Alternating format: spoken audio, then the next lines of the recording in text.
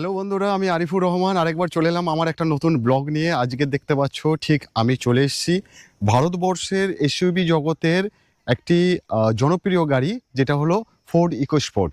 এই গাড়িটা কেন জনপ্রিয় সেটা নিয়ে আমি একটা ছোট্ট ব্লগ করে তোমাদেরকে দেখাবো।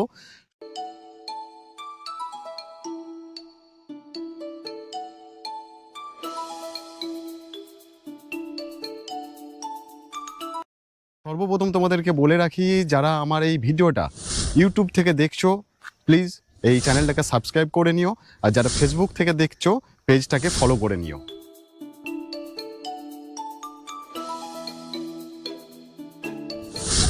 সময় প্রথমেই তোমাদেরকে দেখাবো যে দেখো এই যে ইকোস্পোর্ট, এই গাড়িটা যে সামনের যে গ্রিল, একটা বিগ গ্রিল ডিজাইন, তার সাথে একটা বোল্ড, একটা ঠিক শক্তপোক্ত যে ডিজাইন, এইটা কিন্তু এর আলাদা প্রিমিয়াম লুক করে তুলেছে এই গাড়িটার। আর তার সাথে তোমাদেরকে দেখাবো এর গ্রাউন্ড ক্লিয়ারেন্সটা যথেষ্ট বেশি।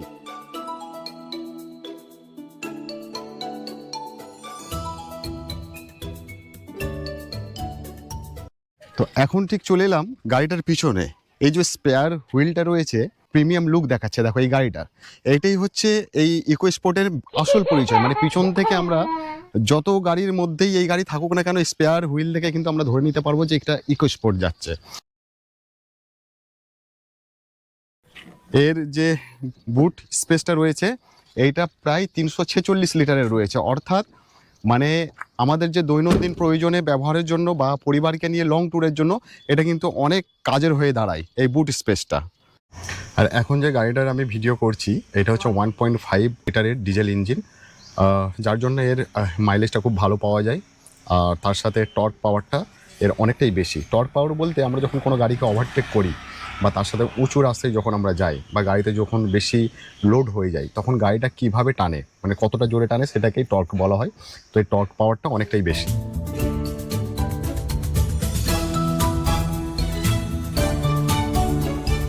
এই গাড়িটা নিয়ে ভিডিও করার যে মেন উদ্দেশ্য, এর ড্রাইভিং ফিলটা, মানে সাসপেন্সার স্টিয়ারিং এর যে কম্বিনেশন, ড্রাইভ করতে কিন্তু অনেকটা আরামদায়ক মনে হয়।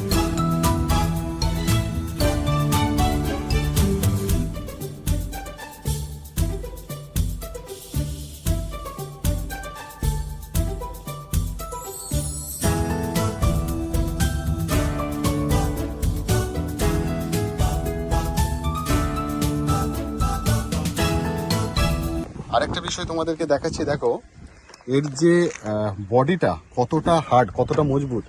এই গেটটা তোমরা দেখো কতটা চওড়া। আমি খুব কম গাড়ির এরকম দেখেছি।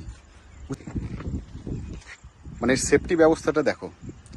আর মানে একটা বাচ্চা ছেলেকে দিলে সে কিন্তু এই গেটটা খুলতে পারবে না। এই দেখো কতটা শক্ত এই গেটটা।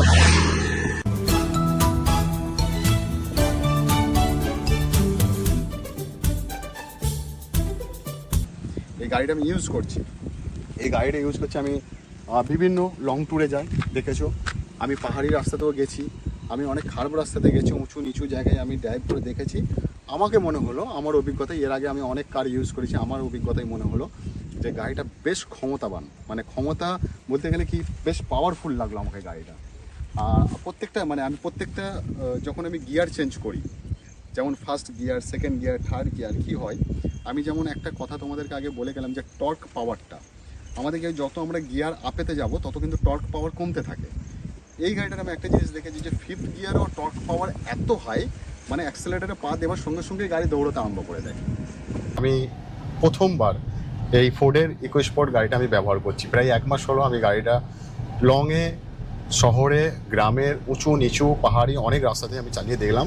গাড়িটার বিল্ড কোয়ালিটি সত্যিই মানে আমি ভাবতে পারিনি এতটা সুন্দর, এতটা মজবুত হবে। আর তার সাথে তো রয়েছে যে ড্রাইভিং এক্সপিরিয়েন্স, তোমাদেরকে কি বলবো, মানে আলাদা একটা কনফিডেন্স পাওয়া যায় এর স্টিয়ারিংয়ে যখন আমরা ড্রাইভ করি। আর সেই জন্যই ভাবলাম তোমাদের সামনে এর একটা ছোট্ট করে ব্লগ তুলে ধরি। তো আজকের ভিডিওটা যদি তোমাদেরকে ভালো লেগে থাকে, অতি অবশ্যই বন্ধুদের সাথে লাইক শেয়ারটা একটু করে দিও। খুব তাড়াতাড়ি আবার তোমাদের সামনে আমি একটা নতুন ভিডিও নিয়ে আসবো। সকলে ভালো থেকো।